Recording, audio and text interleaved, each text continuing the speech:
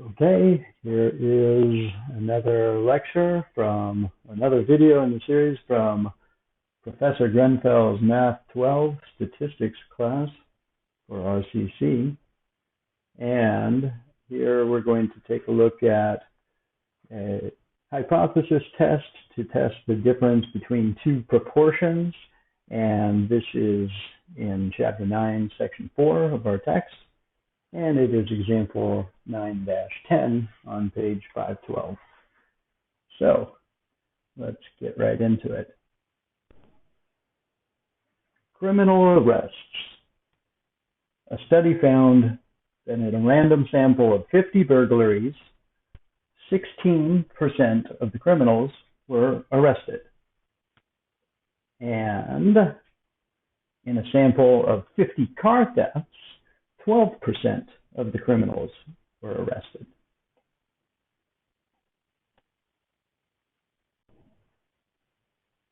At alpha equals 0.10, can it be concluded that the percentages of people who committed burglaries and were arrested was greater than the percentages of people who committed car thefts and were arrested? I apologize, I'm having difficulty here reading and writing at the same time. So we'll try to put it together. So here, to get x subscript 1, what we have to do is do n subscript 1 times p1 hat. Okay? Because normally what we do is we calculate p by taking x divided by n. Well, sorry, this is p hat is x divided by n, and normally we have x and we have n, and we have to get p. But notice here, if we rearrange this algebraically, we will be able to fill in any blank as long as we have two of the ingredients, and there is a formula that links three items together. We can always find the missing ingredient. We just have to do it the correct way. So here we're going to do 50 times 0.16. So we are taking 16% of 50, and that gives us 8. Okay. And similarly here, we'll do the same thing. We'll get 6 out of 50. That's 12%. So we were given the figures that way. But let's proceed onward. So here we are, our basic hypothesis test. Step 1, state the hypotheses and identify the claim. All right, so here, a null hypothesis, h subscript 0, is p1 minus p2 is equal to 0. And for h subscript 1, we're going to say p1 minus p2 is greater than 0.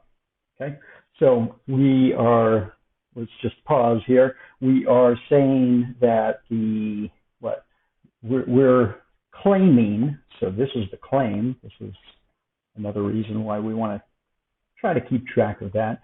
We're claiming, can it be concluded that the percentages of people who committed burglaries and were arrested is greater?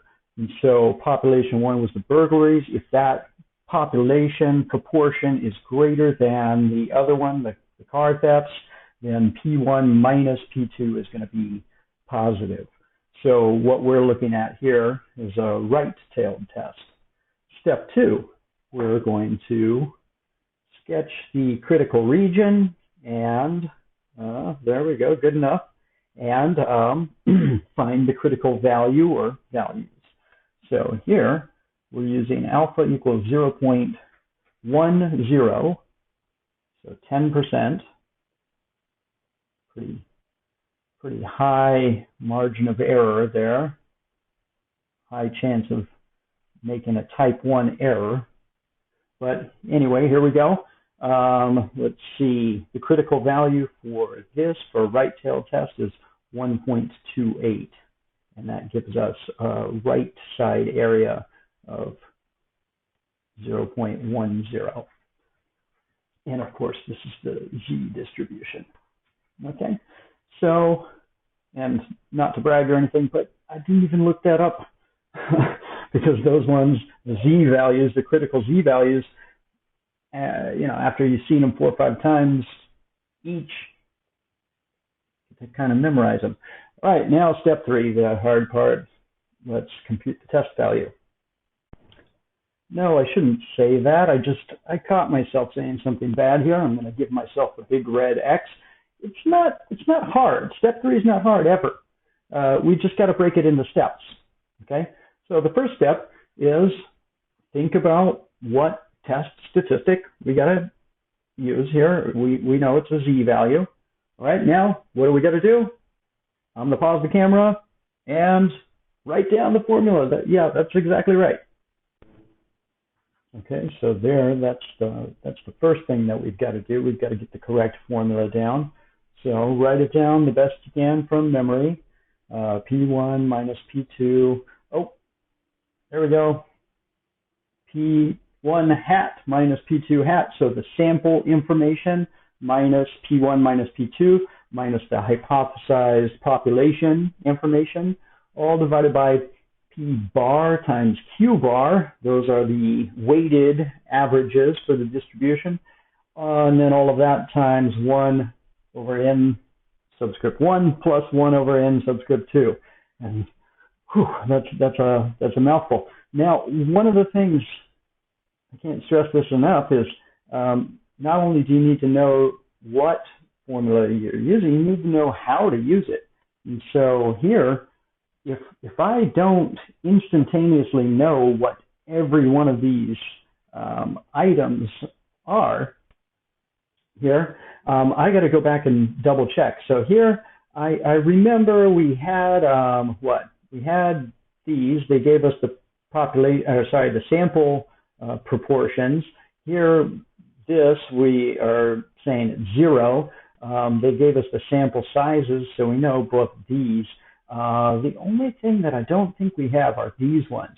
So let's just take care of that. Okay, look here, we got to solve for something, P bar. Well, we have a formula for it, x1 plus x2, all divided by n1 plus n2. And there we go. So we need these figures, and let's just scroll back up here. Let's see.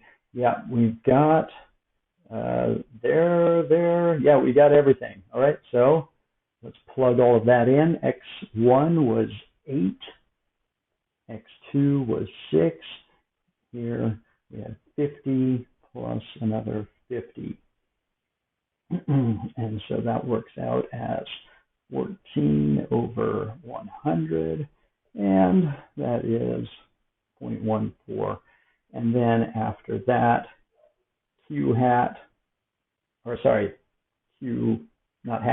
bar is 1 minus P bar. So we'll see this over and over and over again. I always refer to this as a complement, right?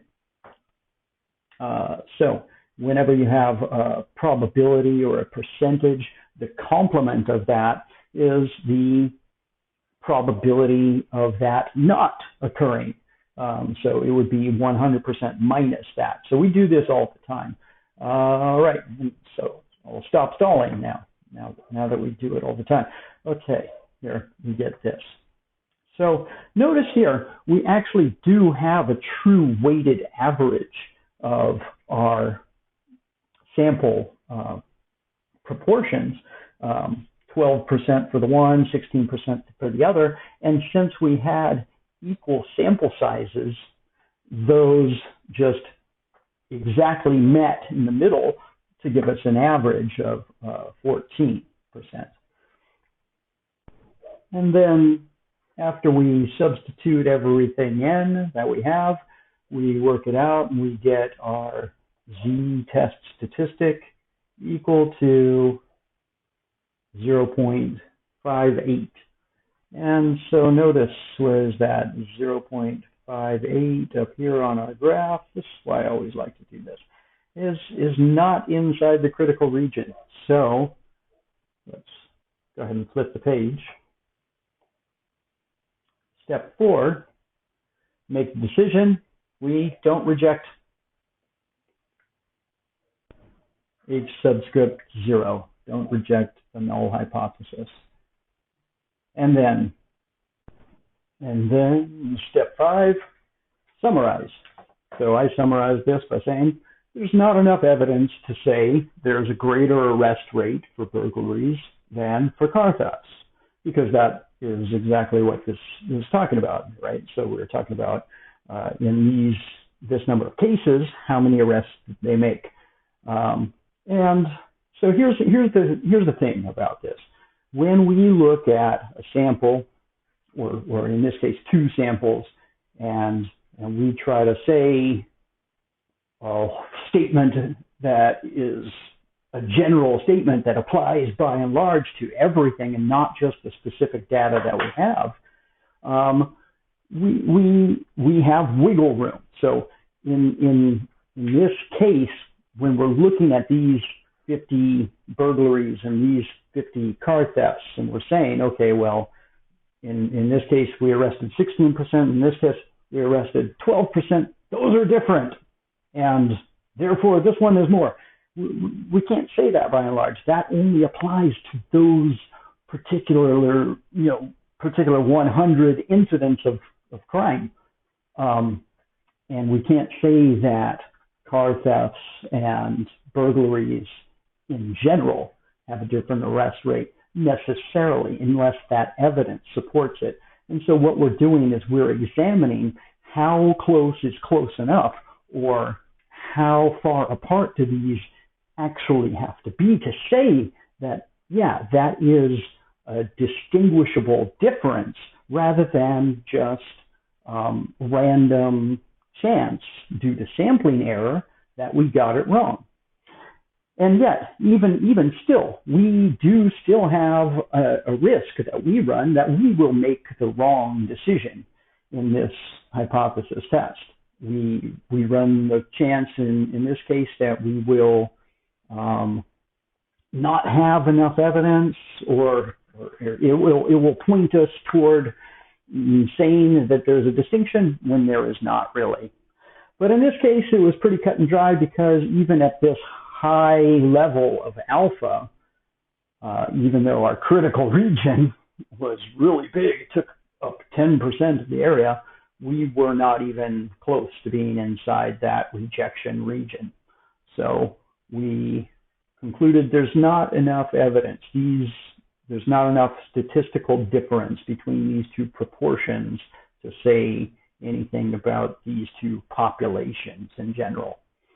And in the next lecture, we'll finish up 9-4 by looking at confidence intervals for a difference in proportion.